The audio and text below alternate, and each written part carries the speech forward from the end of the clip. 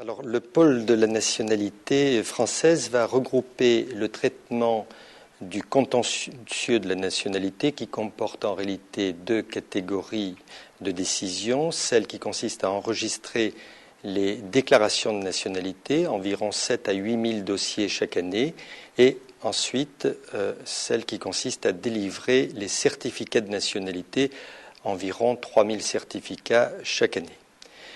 Ce contentieux est actuellement traité par 15 des 20 tribunaux d'instance de Paris. Donc, il est examiné par de nombreuses personnes et le regroupement en un seul site, en un seul pôle, va permettre de le traiter de manière plus uniforme, moins dispersée, et par conséquent d'établir une unité de jurisprudence, si j'ose m'exprimer ainsi, par rapport à cette dispersion que j'évoquais à l'instant.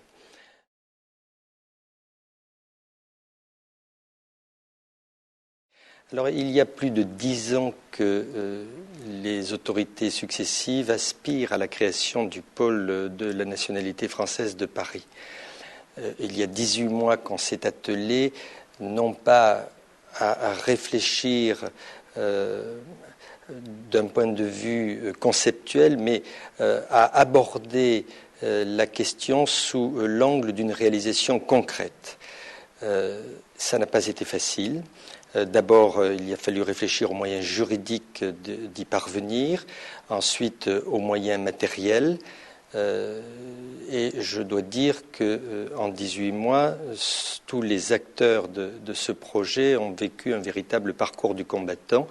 Il y a 3 semaines seulement, je n'aurais pas pu assurer qu'on parviendrait enfin à mettre en œuvre le projet.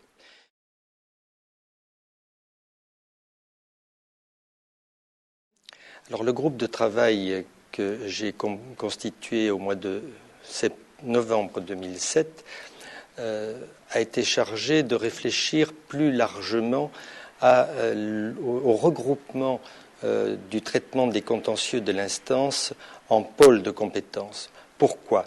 Parce que cette dispersion sur 22 sites de l'activité de l'instance à Paris aboutit à des difficultés importantes liées au fait que dans certains arrondissements, la tâche est de faible ampleur, alors que dans d'autres arrondissements, elle est considérable. Depuis des années, on essaie de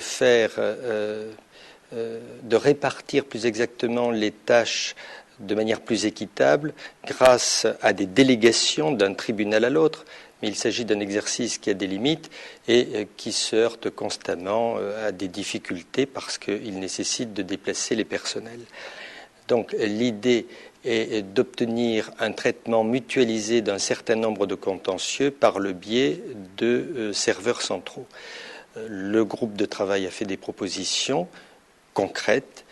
Maintenant, il va s'agir pour nous de nous atteler à les mettre en œuvre et en espérant qu'elles auront autant de succès que la création du pôle de la nationalité.